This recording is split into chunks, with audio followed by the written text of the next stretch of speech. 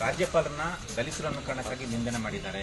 ರಾಜ್ಯಪಾಲರ ವಿರುದ್ಧ ಅವಾಚ್ಯ ಶಬ್ದಗಳನ್ನ ಬಳಕೆ ಮಾಡಿ ಸಂವಿಧಾನಕ್ಕೂ ಕೂಡ ಅಪಚಾರ ಮಾಡಿದ್ದಾರೆ ಅಂತ ಗೂಂಡಾ ಕಾಯ್ದೆ ಅಡಿಯಲ್ಲಿ ಜಾತಿ ನಿಂದನೆ ಅಟ್ರಾಸಿಟಿ ಕೇಸ್ನಲ್ಲಿ ನಿನ್ನೆ ಡಿಜಿಪಿಗೂ ಕೂಡ ಬಿಜೆಪಿಯವರು ಕೇಸ್ ಕೊಟ್ಟಿದ್ದಾರೆ ಸರ್.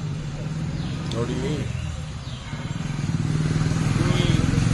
ಈ ಘಟನಾವಳಿಗಳು ನಡೆದಿರ್ತಕ್ಕಂಥದ್ದು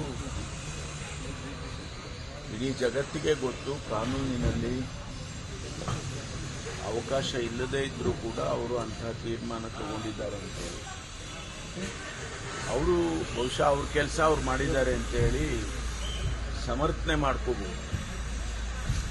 ಆದರೆ ನಾವು ಹೇಳಿರುವಂಥದ್ದು ಅಥವಾ ಹೇಳ್ತಾ ಇರುವಂಥದ್ದು, ನಿಮಗೆ ಕಾನೂನಿನಲ್ಲಿ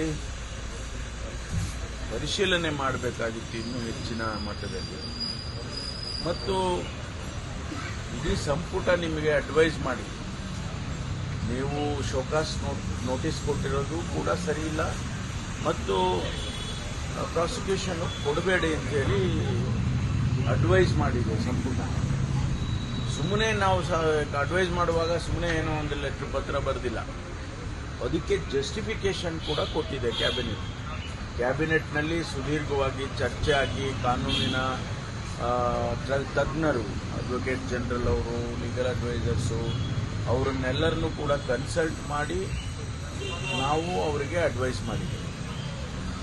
ಅವರು ಕಾನೂನಲ್ಲಿ ಅವಕಾಶ ಇದೆ, ಅವರು ನಮ್ಮ ಅಡ್ವೈಸನ್ನು ತಿರಸ್ಕಾರ ಮಾಡಿ ಅವರು ಮುಂದುವರಿಬಹುದು ಅಂತ. ಆದರೆ ಜಸ್ಟಿಫೈ ಮಾಡಬೇಕು ಅಂತ ಇದೆ, ಅವ್ರು ಜಸ್ಟಿಫೈ ಮಾಡೋಕ್ಕೆ ಆಗಲಿಲ್ಲ. ಅದಕ್ಕಾಗಿ ನಾವು ಅವರಿಗೆ ಆ ರೀತಿ ಹೇಳಿದ್ವಿ. ಇದರಲ್ಲಿ ಜಾತಿ ಎಲ್ಲಿ ಬಂತು? ಜಾತಿ ಪ್ರಶ್ನೆ ಎಲ್ಲಿ ಬರ್ತದೆ? ಪ್ರತಿಭಟನೆ ಮಾಡುವ ವೇಳೆ ನೀವು ಅದನ್ನ ಎಷ್ಟು ಕೀಳು ಮಟ್ಟಕ್ಕೆ ತಗೊಂಡು ಹೋಗ್ತೀರಿ ಒಂದು ಸಂವಿಧಾನದ ಸ್ಥಾನವನ್ನ ಅಂತ ಹೇಳಿದ್ರೆ. ಅವರನ್ನ ಜಾತಿ ಆಧಾರದ ಮೇಲೆ ಅಪಾಯಿಂಟ್ ಮಾಡಿದ್ದಾರೆ. ಆದರೆ ಜಾತಿ ಆಧಾರದ ಮೇಲೆ ಅಪಾಯಿಂಟ್ ಮಾಡಿದ್ದಾರೆ. ಈ ರಾಷ್ಟ್ರದಲ್ಲಿ ಎಲ್ಲ ರಾಜ್ಯಗಳಿಗೂ ಕೂಡ ರಾಜ್ಯಪಾಲರನ್ನ ಅಪಾಯಿಂಟ್ ಮಾಡುವಾಗ ಬೇರೆ ಬೇರೆ ಕನ್ಸಿಡರೇಷನ್ನಲ್ಲಿ ಅವರು ಮಾಡಿರ್ತಾರೆ. ಜಾತಿ ಪ್ರಶ್ನೆ ಎಲ್ಲಿ ಬರ್ತದೆ? ಇಲ್ಲಿ ಏನು ರಿಸರ್ವೇಷನ್ನು ಮೀಸಲಾತಿ ಇಟ್ಟಿದ್ದಾರೆ ರಾಜ್ಯಪಾಲರಿಗೆ? ಇದೆಲ್ಲ ಒಳ್ಳೆ ಬೆಳವಣಿಗೆ ಅಲ್ಲ. ಭಾರತೀಯ ಜನತಾ ಪಾರ್ಟಿಯವರು ಇದನ್ನ ಕೈ ಬಿಡಬೇಕು ಅಂತೇಳಿ ನಾನು ಸ್ನೇಹಿತರಲ್ಲಿ ಮನವಿ ಮಾಡ್ತೇನೆ. ಜಾತಿ ಪ್ರಶ್ನೆಯನ್ನ ತರಬೇಡಿ ಇದಕ್ಕೆ. ಐವಾನ್ ಡಿಸೋಜಾ ಅವರ ಹೇಳಿಕೆ ಬಗ್ಗೆ ಏನ್ ಹೇಳ್ತೀರಾ ಸರ್? ನಿಮಗೂ ಸರಿ ಇದೆ ಅಂತ ಅನ್ಸುತ್ತೆ? ಬಾಂಗ್ಲಾದಲ್ಲಿ ಶೇಖ್ ಹಸೀನಾ ಅವರ ಪರಿಸ್ಥಿತಿ ಕರ್ನಾಟಕದಲ್ಲೂ ಮುಂದುವರಿಯುತ್ತೆ ಬಾಂಗ್ಲಾ ಪರಿಸ್ಥಿತಿ ಅಂತ ಅದನ್ನು ನಾನು ಸಮರ್ಥನೆ ಮಾಡೋದಿಲ್ಲ. ಅದನ್ನು ಕೂಡ ನಾನು ಸಮರ್ಥನೆ. ಯಾಕೆಂದ್ರೆ ನಾವು ಒಂದು ಪದ್ಧತಿಯಲ್ಲಿದ್ದೇವೆ, ಯಾರಿನ ಸಿಸ್ಟಮ್. ಅದನ್ನ ಹೊರತುಪಡಿಸಿ ನಾವು ಮಾತಾಡೋದು ಚೆನ್ನಾಗಿ ಕಾಣಿಸ್ತದೆ. ಯಾರೇ ಆಗಲಿ, ನಮ್ಮ ಪಕ್ಷದವರಾಗ್ಲಿ ಆ ಪಕ್ಷದವರಾಗ್ಲಿ ಮಾಡಬಾರ್ದು. ಅವರು ಯಾವ ಅರ್ಥದಲ್ಲಿ ಹೇಳಿದಾರೋ ಗೊತ್ತಿಲ್ಲ, ಆದರೆ ಸರಿ ಕಾಣಿಸೋದಿಲ್ಲ ನನ್ನ ದೃಷ್ಟಿನಲ್ಲಿ. ದೂರ ದಾಖಲು ಮಾಡ್ಕೋಬೇಕು ಅವ್ರ ವಿರುದ್ಧ ಅಂತ ಆಗ್ರಹ ಮಾಡ್ತಾರೆ ಐವಾನ್ ಡಿಸೋಜಾ ಅವರು. ವೈಯಕ್ತಿಕವಾಗಿ ಏನೆಲ್ಲ ಈಗ ಬಹಳ ಜನ ಮಾತಾಡ್ತಾರೆ, ವೈಯಕ್ತಿಕವಾಗಿ ಕೆಟ್ಟ ಶಬ್ದ ಎಲ್ಲ ಉಪಯೋಗಿಸ್ಕೊಟ್ಟಿದ್ದಾರೆ. ಅದೆಲ್ಲ ಸರಿ ಅಂತ ನಾನೇನು ಸಮರ್ಥನೆ ಮಾಡಲ್ಲ. ಸರ್, ಹಿಂಸಾಚಾರ ಕಲ್ಲು ತೂರಾಟ ಆಗಿದೆ, ಪೊಲೀಸರು ಕೈ ಕಟ್ಟಿ ಸುಮ್ಮನೆ ನೋಡ್ತಾ ಇದ್ದಾರೆ. ನೋಡಿ, ನಾವು ಮೊದಲನೇ ದಿವಸದಿಂದ ಡೇ 1 ಪ್ರೊಟೆಸ್ಟ್ಗಳ ಪ್ರಾರಂಭ ಆಗಿ ಬಿಜೆಪಿಯವ್ರ ಪ್ರೊಟೆಸ್ಟ್ ಆಯಿತು, ಕಾಂಗ್ರೆಸ್ನವ್ರ ಪ್ರೊಟೆಸ್ಟ್ ಆಯಿತು, ದಳದವ್ರ ಪ್ರೊಟೆಸ್ಟ್ ಆಯಿತು. ಎಲ್ಲ ಪ್ರೊಟೆಸ್ಟ್ಗಳಿಗೂ ಕೂಡ ಶಾಂತಿಯಿಂದ ಇರಬೇಕು ಅಂತೇಳಿ ಏನೆಲ್ಲ ಕ್ರಮ ತಗೋಬೇಕು ಅದನ್ನ ನಾವು ಪೊಲೀಸ್ ಇಲಾಖೆ ಮಾಡಿದೆ.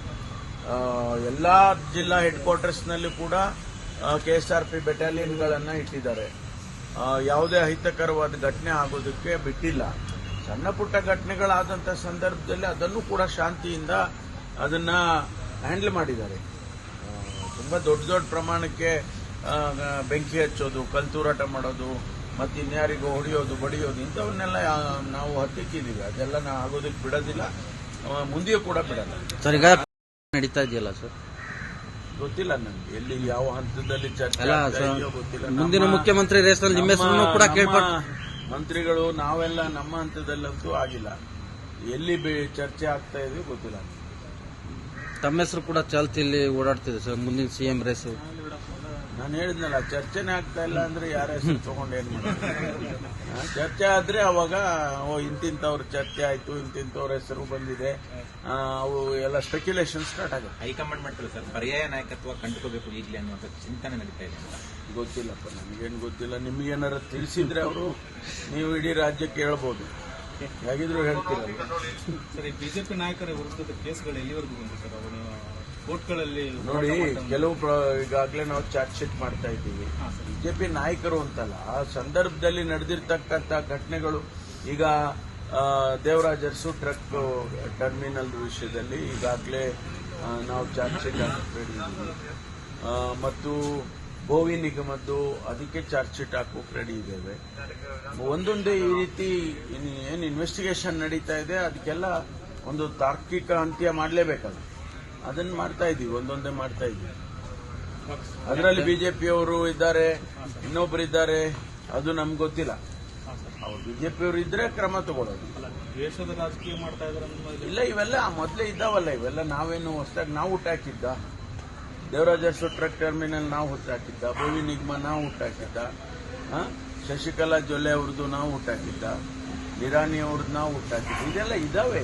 ಅವೇನು ನಾವು ಮಾಡಿದ್ರೆ ಏನಪ್ಪಾ ನಾವೇ ಹುಟ್ಟಾಕಿದ್ದೀವಿ ಅಂತ ಹೇಳ್ಬೋದು. ಅವೆಲ್ಲ ನಡೀತಾ ಇರ್ತಕ್ಕಂಥ. ಹಾಗಾಗಿ ನಮ್ಮ ಮೇಲೆ ಆಪಾದನೆ ಮಾಡೋದು ಸರಿ ಕಾಣಿಸಲ್ಲ. ಇನ್ ಮುಂದೆ ಅಡ್ಜಸ್ಟ್ಮೆಂಟ್ ಪಾಲಿಟಿಕ್ಸ್ ಇಲ್ಲ ಅಂತನಾ ಸರ್? ಇದು ಎಲ್ಲಿದೆ ಅಡ್ಜಸ್ಟ್ಮೆಂಟ್? ಅಲ್ಲ, ಇಲ್ಲಿವರೆಗೆ ಎಲ್ಲಿತ್ತು ಹೇಳಿ?